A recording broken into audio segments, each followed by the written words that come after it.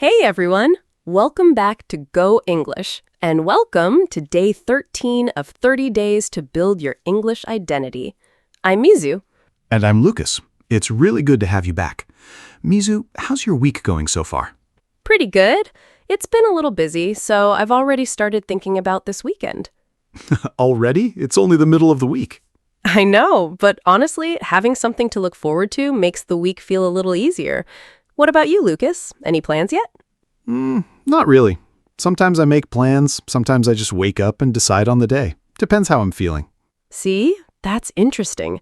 Some people plan everything. Some people never plan anything. And most of us are probably somewhere in between. Exactly. And that's something we talk about all the time in real life. Friends ask, "What are you doing this weekend? Got any plans? Want to do something?" Those conversations happen everywhere. The funny thing is, they sound really simple, but when English learners answer, they often stop, translate in their heads, or only say something like, "I will go shopping." Yeah, it's grammatically okay, but real conversations usually sound a little more relaxed. People explain their plans, they invite someone, they change their minds. Sometimes they don't even have a plan yet. And that's exactly what we're going to practice today. Not just learning sentences, but learning how to talk naturally about your weekend, the way people actually do. So, by the end of today's lesson, you'll be able to tell people what you're doing, ask about their weekend, make plans together, or even say, "I haven't decided yet," without needing to translate first. All right, let's get started. Mizu, can I ask you something? Of course. When do people usually ask, "What are you doing this weekend?" Friday, Saturday morning, or every single day once Friday gets close? Definitely Friday. Sometimes even Thursday. People start asking early. Exactly. It's one of those questions you hear all the time. At work, at school, with friends, even when you're just buying coffee. Yeah, and most of the time, people aren't asking because they need information. They're trying to start a conversation. Maybe they want to invite you somewhere. Maybe they're just curious. Maybe they're looking for something to do too. Right. So even a simple answer can keep the conversation going or end it in 5 seconds. Exactly. That's why today isn't about memorizing one perfect answer. It's about learning how to talk about your weekend the way people actually do. Because once you can do that, small talk suddenly becomes much easier. All right, before we learn any English, let's start with something simple. Mizu, what did you do last weekend? Let me think. I went to a bookstore, bought a coffee, walked around for way longer than I planned. Then I met a friend for dinner. Nothing exciting, but it was a really nice day. See, that's interesting because you didn't tell me I relaxed. You told me a story. I could actually picture your day. Oh, I never thought about that. You're right. That's how people usually answer questions like this, not with one sentence. They add little details, little moments. That's what makes a conversation feel real. And everyone's weekend sounds different. Maybe yours is full of family time. Maybe you're out playing sport.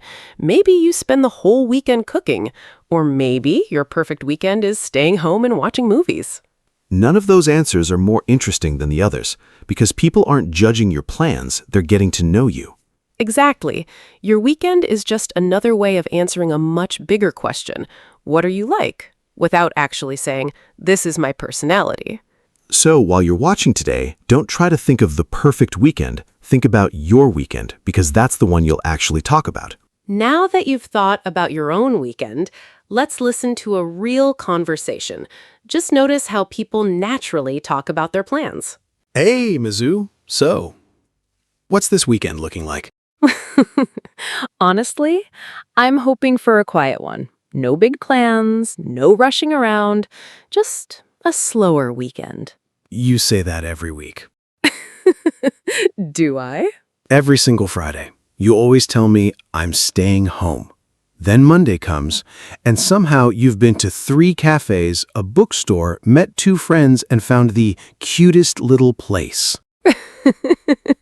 Okay, that sounds suspiciously accurate. I never mean for that to happen.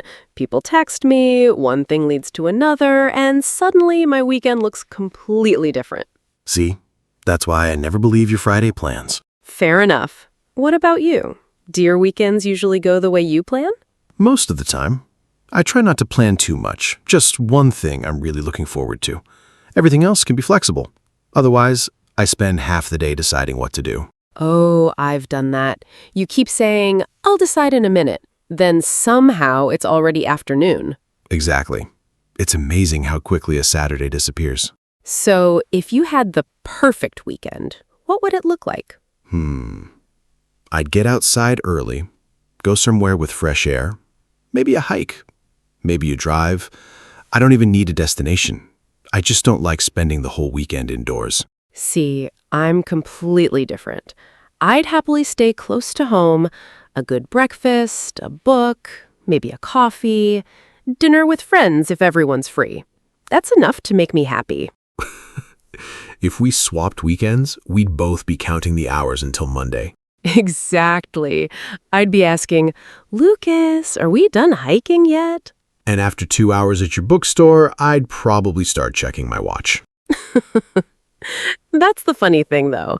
Neither of us is doing it the right way. We're just doing what feels good to us. Yeah, I think that's why I like asking people about their weekends. You learn a lot about someone without asking anything too personal. Speaking of weekends, are you working this one? Just a little. Then I'm driving to see my parents. Haven't seen them for a while, so I'm looking forward to that. Aw, that's nice. Honestly, those are usually the weekends people remember the most. Not because they're exciting, just because they get to spend time with people they care about. Can we go back to that conversation for a second? Already? Did I say something weird? Not weird. Actually, the opposite. There were a lot of little expressions we didn't even think about. Oh, the kind of things native speakers just say without noticing? Exactly. They're small, but they're what make a conversation sound relaxed. Let's look at a few of them. When you answered me, you didn't say, yes, I have plans. You started with, honestly, kind of. Then you paused for a second. Because I was actually thinking. I didn't know my answer yet. Exactly. People do that all the time. Those little words give you a second to think, and they make you sound much more natural. I noticed something else. You said, I always end up in a bookstore. I love that expression. Mostly because it's true. I never leave home thinking, I'm definitely buying another book today. It just happens. Exactly. I end up is perfect when life doesn't quite go the way you expected. And I noticed neither of us said, my ideal weekend. You're right. I just said, I'd love to, or that makes me happy. It feels more like real conversation. Because people usually talk about experiences, not definitions. When was the last time you actually said, I relax? Honestly, almost never. I'd probably say, I need to recharge, or I just want to switch off for a while. Yeah, we usually talk about how we want to feel, not the action itself. One more thing. When people ask about next weekend, do you always know your plans? Not even close. Half the time, I say, I might, or we'll see. Same. Sometimes that's the most honest answer. Here's something I hope you noticed today. None of our answers were perfect. We changed our minds, we laughed, we interrupted each other. Sometimes we weren't even sure what we were doing. Because that's what real conversations sound like. People don't wait for the perfect sentence, they just start talking. So, when someone asks you, what are you doing this weekend, don't worry about giving the best answer. Just give your answer. That's where real conversations begin. Yeah. Mizu, can I ask you something again? You're full of questions today. Go on. If someone asked, so what are your weekends usually like? Would you answer with just one sentence? Probably not. I'd start with one thing, then I'd remember something else, and before I knew it, I'd be telling a little story. Exactly. That's what happened a few minutes ago. I asked one simple question, and somehow we ended up talking about bookstores, hiking, family, even Mondays. You're right. None of that was planned. It just happened naturally. And that's how conversations usually work. One idea reminds you of another. You don't need a perfect answer. You just need somewhere to start. Maybe you begin with what your weekends are usually like. Then you remember your favorite way to spend free time. Maybe that reminds you of work or your plans for next weekend. Before you know it, you're not answering a question anymore. You're sharing a piece of your life. And honestly, those are always the easiest conversations to listen to because they sound real. Yeah, Can we try something? sure. I'll say something. You make it sound a little more like something you'd actually say. Okay, let's see what you've got. I usually stay home. True, but if I stopped there, you'd probably just nod and move on. I'd probably say, most weekends I stay home, make myself a coffee, and finally catch up on my reading. See? Now I can picture your weekend. How about this one? I work on weekends. I'd probably say, sometimes I do if I've got a deadline, but I try to keep at least one day completely free. That sounds much more like a real person. Not because it's longer, because it feels honest. Last one. I like weekends. I hope everyone likes weekends. I'd rather say, by Sunday evening, I want to feel like I've had time to breathe again. I like that. You didn't tell me weekends are important. You showed me why. That's usually all it takes. One little detail, one reason, one feeling. Suddenly, people aren't just listening to your English anymore. They're listening to you. You know what I've been thinking, Mizu? If someone asked me what I did last weekend, I could answer in 30 seconds. But if they asked me what I've been doing almost every weekend this year, I'd probably give the same answer. Really? Yeah, I always end up outside somewhere, walking, driving, finding somewhere I've never been before. I guess that's just what helps me reset. I think mine would be almost the opposite. Books, coffee, friends, a slow Sunday. When I think about it, that's been my weekend for years. Funny, isn't it? We never sat down and decided this is who I'm going to be on weekends. No, life just kind of grew that way, little by little, weekend after weekend. So here's something to think about. Not in English, just for yourself. When you finally have free time, what do you almost always choose? Whatever your answer is, don't worry if it sounds simple. Sometimes, I always have dinner with my family, says more about you than any big adventure ever could. Exactly. The little things we keep coming back to usually matter the most. And when you talk about those little things in English, you're not pretending to be someone else. You're simply letting people meet the real you. That's what we've been building together since day one. Not perfect English, your English. Yeah. All right. We've done enough listening. Now, we want to hear from you. Well, we can't actually hear you. But seriously, say it out loud. It feels completely different from just thinking about it. Let's keep it simple. I'll ask, you answer. Take your time. If you need a second to think, that's completely normal. People do that all the time. So, what are your weekends usually like? Nice. Now tell us a little more. What's one thing you almost always do? What's your favorite part of the weekend? Saturday morning? Sunday afternoon? Friday night? Why that moment? Do weekends ever feel like work? Or are they the time when you finally switch off? What about next weekend? Anything you're looking forward to, or are you still figuring it out? Okay, last one. Imagine we're having coffee together.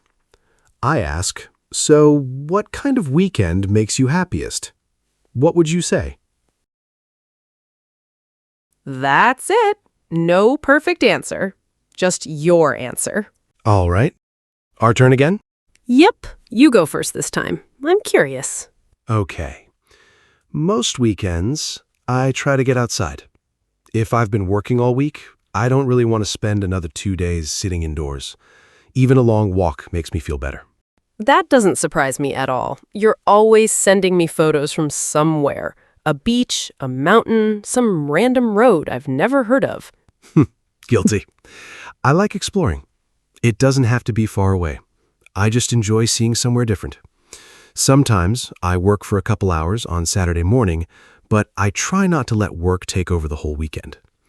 Next weekend, I'm thinking about visiting my parents. Nothing complicated, just good food and catching up. That's enough for me. I like that. Mine's a little quieter. Most weekends I slow everything down. I'll make breakfast, read for a while, maybe wander around a bookstore. Another bookstore? Really? I know. I always tell myself, I'm just looking. It never works. I don't think anyone believes you anymore. Probably not.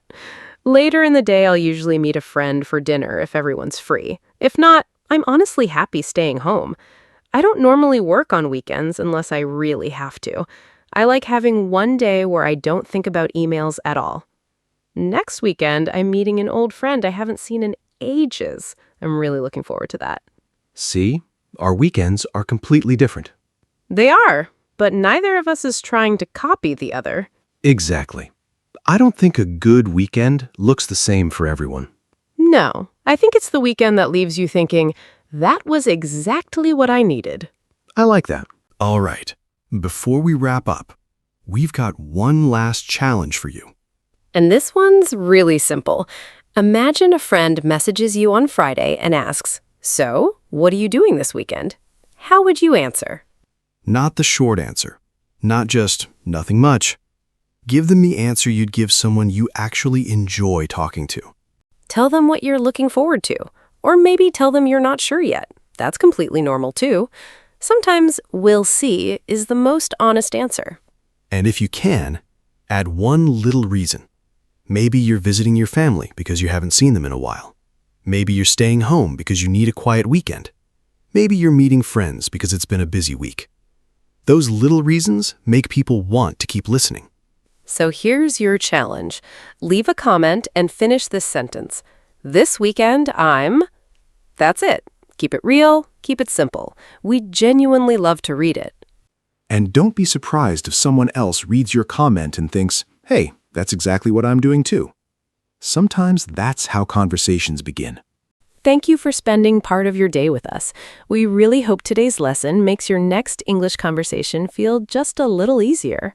And remember, you don't have to wait for a big story. Some of the best conversations start with something as simple as, what are you doing this weekend? So, keep noticing the little moments in your own life, because those are the stories you'll be able to tell in English, one conversation at a time.